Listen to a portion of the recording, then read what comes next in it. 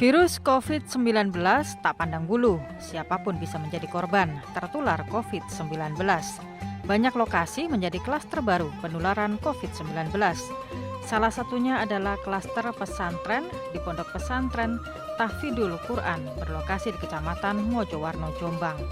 Akhir September 2020 lalu, ada 22 santri yang terpapar COVID-19.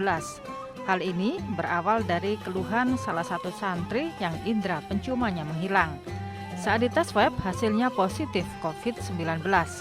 Santri tersebut sebelumnya sudah terkena virus COVID-19 dari lokasi tempat tinggalnya, kemudian menulari teman-teman santri lainnya.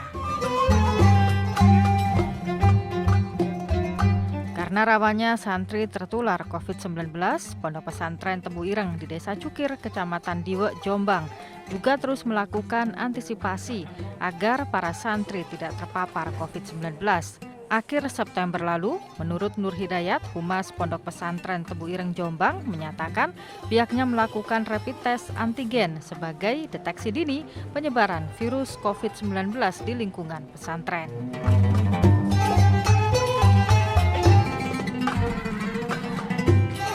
Sampai akhirnya hingga akhir September lalu, ada 60 santri di Jombang yang positif virus COVID-19 dan berstatus rata-rata orang tanpa gejala atau OTG.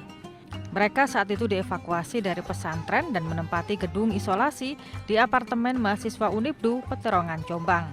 Selain kegiatan berolahraga, Dr. Kiai Haji Zulfikar Fikar As'ad Umar, penanggung jawab ruang isolasi asrama, menyatakan bahwa untuk meningkatkan imunitas tubuh, kegiatan santri juga diperbanyak kegiatan religi. Kita sekarang ada 60 yang tinggal di sini dan kita konsep isolasi untuk sebenarnya memberikan tempat kepada mereka yang sebetulnya isolasi di rumah itu bisa, ya, tetapi karena kekhawatiran rumah yang mungkin kurang memadai dan sebagainya, maka kita siapkan di sini. 2 minggu pasca mendapatkan perawatan di ruang isolasi apartemen Unibdu, Jombang, puluhan santri Pondok Pesantren Tahfidul Quran Babu Salam, Desa Gondek, Kecamatan Mojowarno, Jombang, akhirnya dinyatakan sembuh. Diniyah, salah satu santri, mengaku selama dalam proses karantina, mereka tetap menjalankan aktivitas mengaji layaknya di pesantren. Untuk proses pengobatan, mereka rutin mengkonsumsi vitamin dan makanan bergizi. Karena terkena virus ini membuat mereka lebih tekun untuk mendekatkan diri kepada Sang Pencipta, termasuk menyelesaikan target hafalan Al-Quran dari pesantren. Biasa, kan soalnya kami nggak merasa sakit, alhamdulillah rasanya juga sehat. Makanya pas misalnya juga pagi senam, terus sarapan, kegiatan tetap berlanjut. Soalnya Abah tetap pesen jangan lupa tahajud, duha, muraqabah itu jangan ditinggalkan. Soalnya apa-apa semua kan juga dari Allah. Makanya kita mintanya ke Allah, karena penyakit ini juga dari Allah. Insya Allah dengan tetap muraqabah kita selamatkan Indonesia lewat ngaji.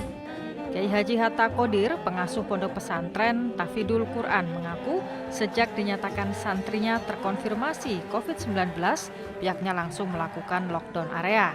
Seluruh aktivitas santri dibatasi hanya di dalam pesantren.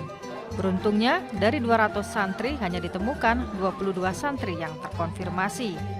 Kemarin kejadiannya itu swab, anak sini terjangkit kena flu dan mati rasa, mati ciuman itu tanggal 12, sejumlah 6 orang. Tanggal 13-nya 13 orang, menjadi 19 orang.